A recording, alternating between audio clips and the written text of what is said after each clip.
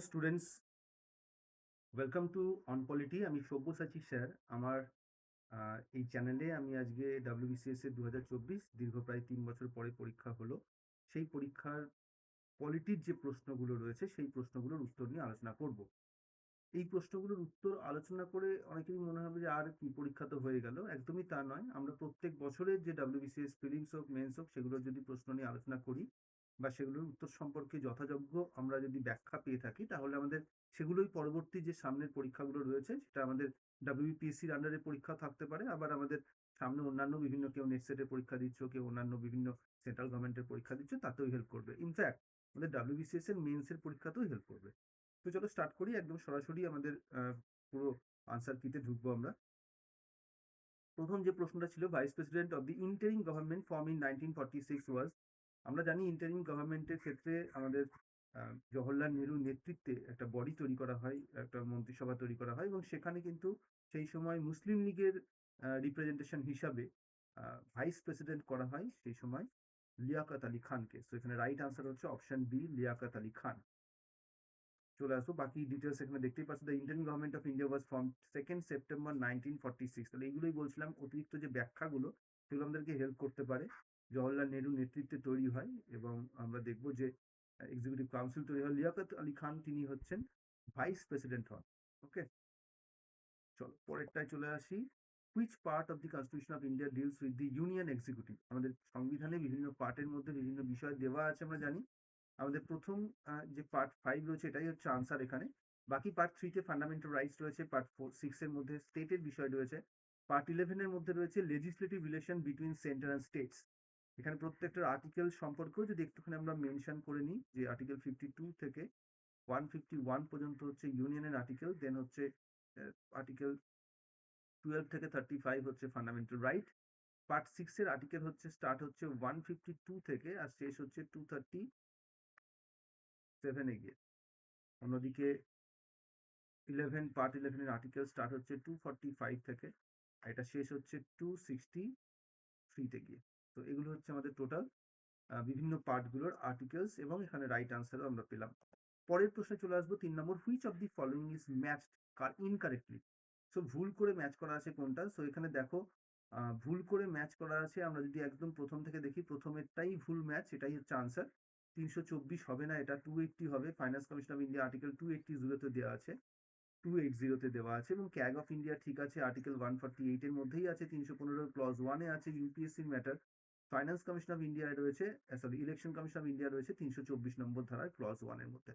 So সবগুলোই ঠিক আছে, একমাত্র অপশন এ এটা রং আছে, এটা অ্যাকচুয়াল হবে 280। চলো, সো পরের প্রশ্ন, public interest litigation is primarily associated with which concept? Basically public interest litigation এটা পরবর্তীকালে 80s এর সময় আমাদের ইন্ডিয়াতে ইন্ট্রোডিউস হয়। সেই সময় জাস্টিস PN ভগবতী তিনি উদ্যোগ নিয়ে এটাকে ইন্ডিয়াতে ইন্ট্রোডিউস করেন। এটা ইউএস এর কনসেপ্ট, ইউএসএ থেকে ইন্ডিয়াতে ইন্ট্রোডিউস হয়েছে। এটা বেসিক্যালি জুডিশিয়ারিকে অ্যাক্টিভ সেটা ইন্ডিকেট করে, জুডিশিয়াল অ্যাক্টিভিজমকে ইন্ডিকেট করে। এবং এখানে বলা হয় যে স্বতঃপ্রণোদিতভাবে আদালত মামলা রেজ করতে পারে। এটা এখন তো পাবলিক ইন্টারেস্ট লিটিগেশন নরমালি একটা চিঠি লিখেও তুমি সুপ্রিম কোর্টকে জানাতে পারো। এটা বেসিক্যালি মার্জিনালাইজড পিপলদের জন্য খুব সহজে এটাকে সুপ্রিম কোর্ট অ্যাকসেপ্টও করে। তো রাইট আনসার হচ্ছে অপশন বি, জুডিশিয়াল অ্যাক্টিভিজম। পরের প্রশ্ন, which article deals with person voluntarily acquiring foreign citizenship? এটা অনেকেরই কনফিউজড হয়েছে, অনেকেরই আর্টিকেল 8 এবং 9 এর সঙ্গে কনফিউজড হয়েছে। সো বেসিক্যালি আমরা যদি 4টে আর্টিকেলই দেখি, আমি এগুলো তো সিম্পলি তোমাদের বুঝিয়েও দিয়েছিলাম খুব সহজেই।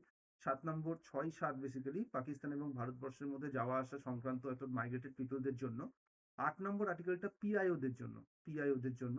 9 নম্বর আর্টিকেলটা হচ্ছে ভারতবর্ষে যে সিঙ্গেল সিটিজেনশিপ রয়েছে তার প্রমাণ হচ্ছে এটা। কারণ ভারতবর্ষের কোনো নাগরিক বিদেশের নাগরিকত্ব নিলে তার ভারতীয় নাগরিকত্ব থাকে না। সো এটাই হচ্ছে কোশ্চেনের উত্তর, এটা আর্টিকেল 9 হবে। Article deals with person voluntarily acquiring foreign citizenship not to be a Indian. সে আর ভারতীয় থাকবে না, অর্থাৎ সিঙ্গেল ইন্ডিয়াতে জ্ঞান করে, তার প্রমাণ হচ্ছে আর্টিকেল 9। আর আর্টিকেল 10 হচ্ছে continuance of the rights of citizenship. সবগুলো এখানে দেওয়া আছে, যাদের দেখার প্রয়োজন রয়েছে অবশ্যই সেটা দেখে নেবে। ডিটেলস প্রত্যেকটারই দেওয়া আছে। তো পরের প্রশ্ন 6 নম্বর, এটা, which article of the constitution abolishes untouchability? অস্পৃশ্যতা দূরীকরণ কোন ধারাতে দেওয়া আছে? খুব সহজ আর্টিকেল সবগুলো, এখানে কোনো ক্লজ দেয়নি, সিম্পলি আর্টিকেল দিয়ে কোশ্চেন দিয়েছে। Article 17 is the right answer. বাকি আর্টিকেল 19 এ 6 টাইপস অফ ফ্রিডম দেওয়া আছে, আমরা জানি। এটা আগে 7 টাইপস ছিল, বর্তমানে 6 টাইপস রয়েছে। 18 এ অ্যাবলিশন অফ টাইটেলস দেওয়া আছে।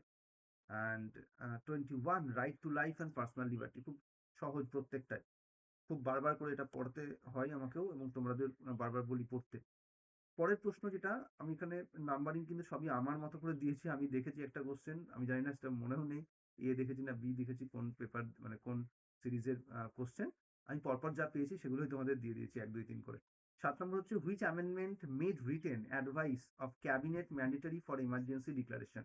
দেখো 42 অ্যামেন্ডমেন্ট অ্যাক্টের মাধ্যমে আমাদের ভারতবর্ষে ইমার্জেন্সিটা খুব মারাত্মক রকমের একটা প্রেসারাইজ অ্যাক্টিভিটি শুরু করেছিল। যেটা 42 অ্যামেন্ডমেন্ট অ্যাক্টে মারাত্মক রকমের চেঞ্জেস এ করেছিল। আমরা জানি মিনি কনস্টিটিউশন বলা হয়, এত পরিবর্তন করা হয়েছিল। ঠিক তারপরেই 44 অ্যামেন্ডমেন্ট অ্যাক্ট করে দেয় যে লিখিত অনুমতি ছাড়া এখন কিন্তু আর, মানে অনুমতি ঠিক বলবো না, রেকমেন্ডেশন, লিখিত রেকমেন্ডেশন ছাড়া কিন্তু কোনোভাবেই আর প্রেসিডেন্ট এমার্জেন্সি ডিক্লেয়ার করতে পারবেন না। এটাকে ম্যান্ডেটরি করা হয় 44 অ্যামেন্ডমেন্ট অ্যাক্টের মাধ্যমে 1978 এ। সো বাকি অ্যামেন্ডমেন্ট গুলো তোমরা নিশ্চয়ই জানো। 42 amendment act 1976, mini constitution, largest constitutional amendment. 52 amendment act 1985, anti defection act, খুব এই মুহূর্তে চর্চিত বিষয়। আমারও মনে হয়েছিল হয়তো একটা কোশ্চেন দিয়ে দেবে। 2002 সালে তৈরি করা হয় right to education as a fundamental right 6 to 14 years aged বাচ্চা। তো এইগুলো সব হচ্ছে different different amendment with year. এগুলো সব বিভিন্ন পরীক্ষাতে দেয়, অপশনে ছিল।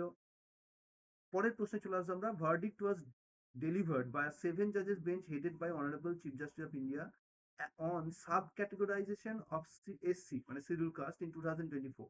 The relevant litigation was between. এই লিটিগেশনটা কাদের মধ্যে হয়েছিল? বেসিক্যালি এটা আমরা যদি 4টে অপশন দেখি, সাব ক্যাটাগরি সংক্রান্ত হচ্ছে EV Chinnaiah versus state of Andhra Pradesh.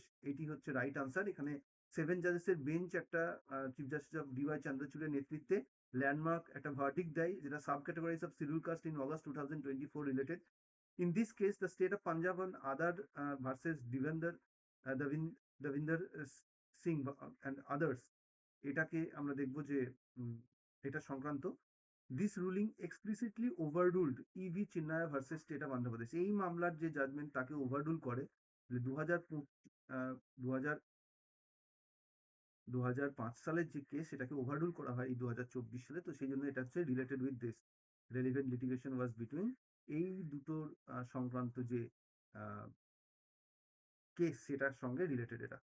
তো এখানে আমরা দেখবো যে আর্লিয়ার প্রহিবিটেড যেটা সাব ক্লাসিফিকেশন থেকে প্রহিবিট করা হয়েছিল, ওটাকে এবার আবার মান্যতা দেওয়ার কথা বলা হচ্ছে। পরের প্রশ্ন হচ্ছে consider the following statements. Finance commission of India FCI is a constitutional body. দ্বিতীয় বলছে national commission for women is a statutory body. So finance commission of India statutory body আমরা একটু আগেই পড়েছি, আর্টিকেল 280 তে দেওয়া আছে। তো দেখো যে এটা কোশ্চেনের মধ্যে একই কোশ্চেন পেপারে কিন্তু দুটোর মধ্যে দেওয়া আছে, দুটোতেই কিন্তু সাসপেন্স রেখেছে যে ফাইন্যান্স কমিশনটা কি। তো এটা একটা ভালো ব্যাপার যে একটা কোশ্চেনের সময় হয় যে একটা কোশ্চেনে প্রশ্ন দেওয়া আছে, অন্যটা আবার একটা ভালো করে কোশ্চেন পড়লে অন্যটায় উত্তর পেয়ে যায়। তো এখানে কিন্তু সেটা নেই, কনফিউজ করেই রেখে দিয়েছে। National commission for women is a statutory body, একদমই ঠিক বলেছে। 1990 সালে আমাদের national commission for women act তৈরি হয়, এবং তার মাধ্যমে 1990 সালে এই ন্যাশনাল কমিশন ফর ওমেন তৈরি হয়। কিন্তু এটাকে কার্যকরী করা হয় 1992 সাল থেকে। এখন এটা স্ট্যাচুটরি বডি হিসেবেই রয়েছে। তো হয়তো অদূর ভবিষ্যতে এটাকেও সাংবিধানিক বডি করা হবে। যেমনটি আমরা রিসেন্টলি দেখবো ওবিসি সংক্রান্ত কমিশন তৈরি হয়েছে সাংবিধানিকভাবে। সো এখানে হুইচ অপশন ইজ কারেক্ট? তো এখানে 1 নম্বর হচ্ছে কারেক্ট, 2 নম্বরও কারেক্ট। সেখানে বুঝতেই পারছো দুটোই সঠিক বলছে। প্রথমেরটা কনস্টিটিউশনাল বডি বলছে, আর দ্বিতীয়টা বলছে স্ট্যাচুটরি বডি। বোথ আর রাইট।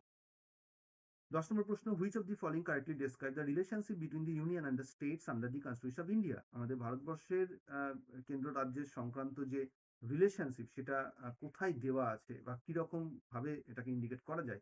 সো ভারতবর্ষে বেসিক্যালি আমরা জানি ইউনিয়ন অফ স্টেটস সাংবিধানিকভাবে, বাট মেনলি এটা একটা কোয়াসি ফেডারেল সিস্টেম রয়েছে, যেখানে সেন্ট্রাল অনেক বেশি স্ট্রং করা হয়েছে। It is an unique pattern, যেটা আমরা আমাদের আর্টিকেল 1 এর মধ্যে যার সম্পর্কে বলে দেওয়া হয়েছে যে ইন্ডিয়াকে আমরা ইউনিয়ন অফ স্টেটস বলবো। আর্টিকেল 1 সেটাকে ডিফাইন করেছে। কিন্তু ইউনিয়ন অফ স্টেটস যদি আমরা ব্যাখ্যা করি কনসেপচুয়াল ওয়েতে, তাহলে অবশ্যই এটা হচ্ছে কোয়াসি ফেডারেল সিস্টেম, মানে আধা যুক্তরাষ্ট্র ব্যবস্থা, সেই সঙ্গে কেন্দ্রকে স্ট্রং করা হয়েছে। তো এটাই রাইট আনসার এখানে। চলে আসবো 11 নম্বর প্রশ্ন, which of the following statement correctly describe the status of right two privacy in India. তো আমাদের ভারতবর্ষের রাইট টু প্রাইভেসিকে সম্প্রতি 2017 সালে কে পুত্তুস্বামী কেস, যেখানে বলা হয় যে it is including fundamental rights to life and personal liberty, article 21 এর ইনহেরেন্ট রাইট হিসেবে সুপ্রিম কোর্ট এটাকে মান্যতা দিয়েছে। সো এটাকে ফান্ডামেন্টাল রাইট হিসেবে মান্যতা দিয়েছে সুপ্রিম কোর্ট আর্টিকেল 21 এর ইনক্লুডেড রাইট বলে। সো কে পুত্তুস্বামী কেস, মামলাটাও খুব পপুলার একটা মামলা, কে পুত্তুস্বামী কেস। তো রাইট আনসার অপশন সি হবে। 12 নম্বর প্রশ্ন, which fundamental rights can not be suspended during a national emergency under article 359। আমরা এই আর্টিকেলটাকে খুব ভালো করে পড়ি, এটা আমরা ইমার্জেন্সির সময় পড়ি কারণ এটা ইমার্জেন্সির সঙ্গে রিলেটেড। 352 থেকে 360 এর মধ্যেই রয়েছে এবং এটা জার্মানি কনসেপ্ট। এটা বলছে যে এটা বেসিক্যালি আমাদের সাসপেনশন অফ ফান্ডামেন্টাল রাইটস এর কথা বললেও পরবর্তীকালে 44 অ্যামেন্ডমেন্ট অ্যাক্ট এই আর্টিকেল 20 আর 21 কে বাইরে রাখে। তো এইভাবে আর্টিকেল 20-21 কিন্তু এই 359 এর যে এমার্জেন্সির সময় সাসপেন্ড হবে আর্টিকেল ফান্ডামেন্টাল রাইট গুলো তার বাইরে আছে। 358 তে আবার এর সঙ্গে আরেকটি রিলেটেড আর্টিকেল 358, যে কিনা আমার বলছে যে ফান্ডামেন্টাল রাইট রকমের যে ফ্রিডমকে ইন্ডিকেট করে আর্টিকেল 19, সেটা কিন্তু আপনা আপনি সাসপেন্ড হবে। there is no need any kind of separate declaration of precedent, but in the case of article 359 সেখানে কিন্তু আলাদা করে প্রেসিডেন্টের ডিক্লারেশন লাগবে, যার মাধ্যমে প্রেসিডেন্ট নিজেই ফান্ডামেন্টাল রাইটস গুলোকে সাসপেন্ড করছে। বাট আর্টিকেল 20-21 সাসপেন্ডেবল হবে না। এটার একটু ভালো করেও ব্যাখ্যা আমি পড়িয়েছি ক্লাসের মধ্যে, যারা ক্লাস করেছে বা করবে তারা অবশ্যই দেখে নিন।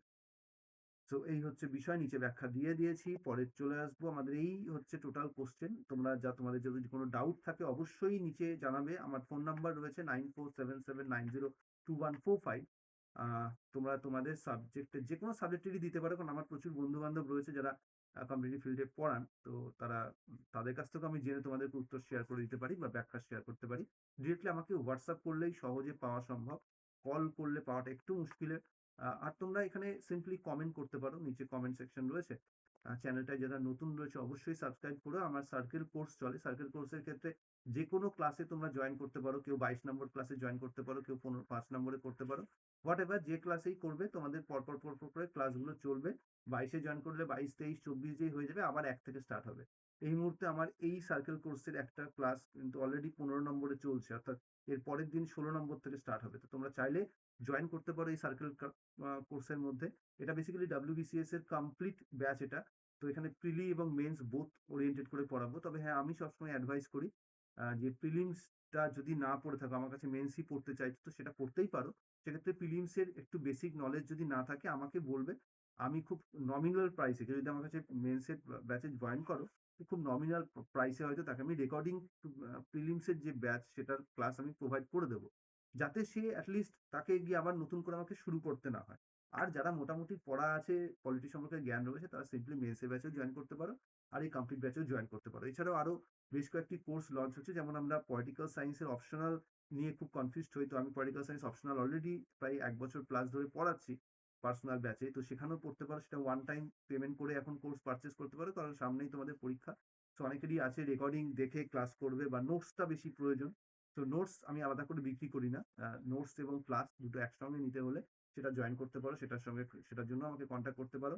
আর WBCS এর প্রিলিমসে যেরকম আমি MCQ ক্লাস করিয়েছিলাম তোমাদের, মেন্সেও তোমাদের খুব তাড়াতাড়ি MCQ ক্লাস স্টার্ট হচ্ছে। তো সেটাও তোমরা চাইলে জয়েন করতে পারো। তো লাইভ প্লাস রেকর্ডিং বোথ টাইপের ক্লাসেস আমি প্রোভাইড করি। তোমাদের মধ্যে যদি কোনো বন্ধু বান্ধব রয়েছে, তারা হয়তো কম্পিটিটিভ ফিল্ডে পড়ে বা ভাই বোনরা পড়ে, তো আমি কম্পিটিটিভ ফিল্ডের ছাড়াও কিন্তু একাডেমিক সেক্টরে অর্থাৎ 11-12 এর ছেলেমেয়েদের পড়াই। সে যে কোনো বোর্ডের পড়াই, ওয়েস্ট বেঙ্গল বোর্ডের, IST বোর্ডের, সব বোর্ডের পড়াই।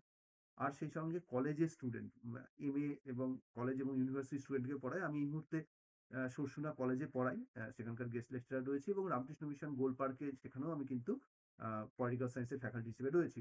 তো তোমরা চাইলে আমার সঙ্গে যোগাযোগ করতে পারো এবং যে কোনো বিষয়, পলিটি সংক্রান্ত শুধু নয়, অন্যান্য সাবজেক্টের সংক্রান্ত কোনো যদি কিছু জিজ্ঞাসা থাকে আমাকে জিজ্ঞেস করতে পারো কোনো রকম হেজিটেশন ছাড়া। তো থ্যাংক ইউ। আশা করছি তোমরা তোমাদের পলিটি কোশ্চেনগুলোর সলিউশন পেলে। বাকি কোশ্চেনগুলোর সলিউশন নিশ্চয়ই তোমরা খুব তাড়াতাড়ি বিভিন্ন সাইটে দিয়ে দেবে, দেখে নিও।